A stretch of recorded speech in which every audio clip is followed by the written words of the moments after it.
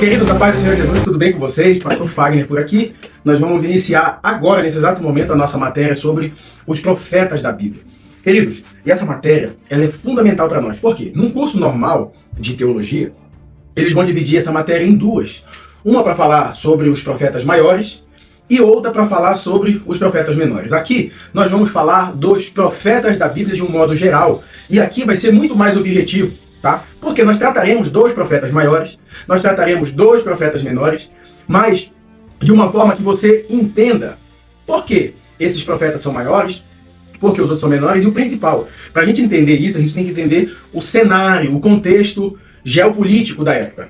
A geografia da Palestina, o que era um profeta do norte, um profeta do sul. Então, nessa matéria, nós vamos nos aprofundar nesse sentido e vai ser muito mais rentável, vai ser muito mais objetivo, vai ter muito mais resultado essa forma que nós vamos colocar para a gente não perder tempo. Porque aqui vocês sabem que a teologia ela é simplificada, mas o conteúdo é profundo e o aprendizado é extraordinário, ok? Então, a nossa matéria de profetas da Bíblia, e nós vamos já entrar aqui, olha, observem sua apostila, por favor, perdão, no nosso índice, tá? Nós vamos aprender agora no módulo 1, a missão profética e os profetas maiores do Reino Unido de Judá.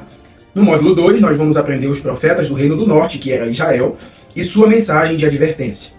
Já no módulo 3, nós vamos falar sobre os profetas do Reino do Sul, que era Judá, e o chamado ao arrependimento.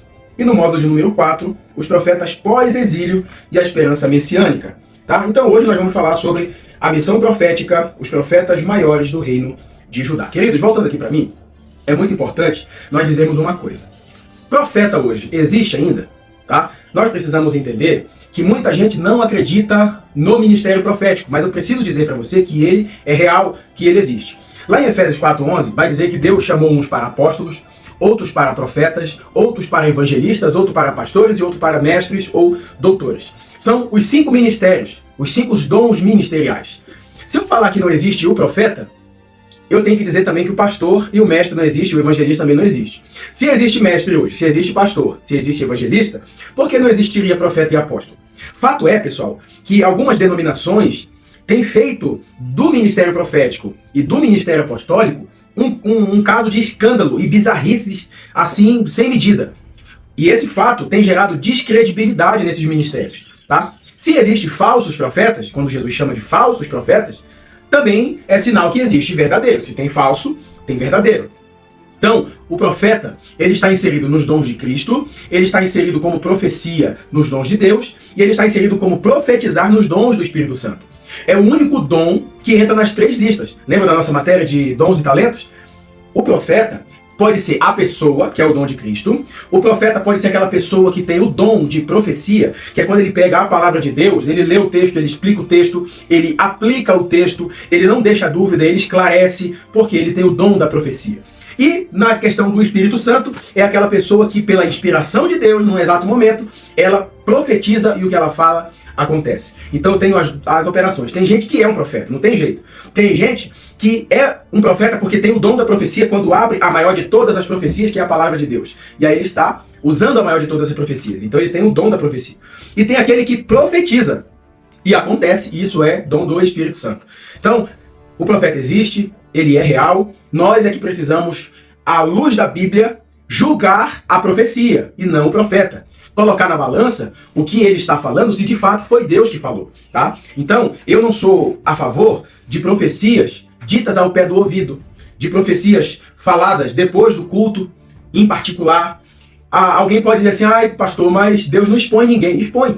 Expõe sim. Todos os profetas da Bíblia que profetizaram, eles de alguma forma expuseram os pecados do povo. Elias fez isso com Acabe e Jezabel. João Batista fez isso com Herodes e Herodias, e todos os profetas, Natã fez isso com Davi, quanto ao seu pecado com Betseba, mandando matar Urias, tá? Então você vai perceber que todos os profetas expõem sim, e o que Deus vai fazer com a gente no último dia, ele vai expor as nossas obras, sejam elas boas ou mais, tá? Isso é fato, isso vai acontecer. E para nós entrarmos de fato nesse assunto, observe a sua apostila, por gentileza, porque eu coloquei aqui um quadro com os profetas da Bíblia. Esses profetas aqui são os que têm livro escrito que leva o seu nome. Observe que os profetas menores, eles são 12. Os profetas maiores são 4. Mas tem 5 aqui, professor. Tem 5 porque eu agreguei Lamentações. Só que Lamentações é um agregado de Jeremias, porque são Lamentações de Jeremias, tá? Então também são profecias. Então eu agreguei ali, tá? Mas a Lamentações não entra na questão dos maiores, tá? Então maiores são 4, menores são 12. Eu pergunto sempre, por que os maiores são 4 e os menores são 12? As pessoas respondem, é por causa da quantidade de conteúdo. E é verdade. Mas você pode estar olhando para esse quadro e dizer assim, por que Oséias tem 14 e Zacarias tem 14, é profeta menor, e Daniel, que tem só 12, é maior? Né? Será que porque os menores eram baixinhos e os maiores eram mais altos? Não. O fato é, pessoal, que o fato de ter muito capítulo não significa que seja maior do que o que tem menos capítulo. A divisão em capítulos e versículos, ela acontece no ano por volta de 1500 e pouquinho, 1200 e pouquinho, tá? Então, no original, na Bíblia original, não tem essa divisão, tá? Então, se você pegar Oséias, que tem 14 capítulos, ele abrangeria, vamos dizer assim, metade do livro de Daniel só, entendeu? Então, são 14 capítulos, só que com poucos versículos. Já Daniel são 12 capítulos, mas com muitos versículos. Então, o livro de Oséias daria mais ou menos uns 50%, 60% do livro de Daniel, um pouquinho mais da metade, tá? Então, esses são os profetas menores, vamos lá. Oséias, Joel, Amós, Obadias, Jonas, Miqueias, Naum, Abacuque, Sofonias, Ageu, Zacarias e Malaquias. E os maiores, Isaías, Jeremias, Ezequiel e Daniel. Voltando para mim, pessoal, o que a gente precisa entender? Todos são profetas, todos são usados por Deus, todos são servos de Deus. Alguns profetizaram menos, outros profetizaram mais. Tem gente que acha que o profeta ele já levantava para o café da manhã com Deus falando com ele. Tem profeta aqui que Deus fala com ele uma vez por ano, ou a cada 2 anos. Tá? O Isaías, por exemplo, Deus falou com ele e aí voltou a falar no ano que morreu o rei Uzias. Tá? Então é uma coisa que a gente precisa considerar. Outra coisa que a gente vai ver é que existem profetas que estão profetizando e ao mesmo tempo que ele profetiza num lugar, Deus levantou um outro profeta profetizando em outro lugar. Observe esse quadro que eu coloquei aí para a gente conseguir entender isso. Tá? Olha o quadro que está aí e o que vai mostrar para nós. Tá? Observe que eu coloquei aí, profeta, o reino de atuação, os reis contemporâneos, os profetas contemporâneos e o período. Observe que Natã, na época que Natã profetizava, Israel era um reino unificado. Quem reinou no período de Natã foi Davi e Salomão. Só que um outro profeta chamado Gade profetizou ao mesmo tempo. Isso aproximadamente 1000 anos antes de Cristo. Tá? Quando a gente pegar, por exemplo, Isaías, quando Isaías profetizava, o reino já estava dividido. Tá? Ele profetizava no reino de Judá, durante o reinado de Uzias, Jotão, Acais e Ezequias. E lá, nesse mesmo período, quem profetizou junto com Isaías? Miqueias, Oséias e Amós. Tá? Só que, se a gente parar para pensar, muito provavelmente esses profetas não se conheceram, não tinha rede social, não tinha como eles estarem juntos, tá? Mas por isso, pessoal, eu coloquei essa tabela, nós vamos conseguir agora, na nossa leitura bíblica, conseguir sintetizar e ver tudo isso que está acontecendo, ok? Então, voltando aqui para mim, quando nós vamos ler a Bíblia Sagrada, nós temos que entender que essa divisão de capítulos e versículos é uma coisa recente para nós. Na Bíblia hebraica, ela é chamada de Tanar. Tanar é a junção dos 5 primeiros livros da Bíblia escritos por Moisés, Gênesis, Êxodo, Levítico, Número e Deuteronômio, tá? Que esses 5 livros juntos, eles são conhecidos como Torá, que é o Pentateuco. Só que se eu pegar o Pentateuco, que é a Torá, e juntar com o livro de Salmos, Terrilim, e juntar com os profetas, eu tenho a Bíblia hebraica chamada de Tanar. Por isso que no Novo Testamento Jesus fala a lei e os profetas. Tá? Então a lei é uma coisa, os profetas é outra, mas quando se junta tudo, eu tenho a Bíblia hebraica que é chamada de Tanar, ok? Mas a base maior é a Torá, que são os 5 primeiros livros da Bíblia. Jesus, numa ocasião, ele leu Isaías, e o Espírito do Senhor está sobre mim e me ungiu. Por quê? Ele estava fazendo a leitura dos profetas, ok? Então a gente precisa entender essa divisão. Na Bíblia hebraica não tem essa divisão de capítulo e versículo, isso é uma coisa de 1200 e pouco para cá, que foi feito para ajudar a gente no nosso estudo, na localização do texto. Abre no capítulo tal, no versículo tal, você consegue entender tudo isso.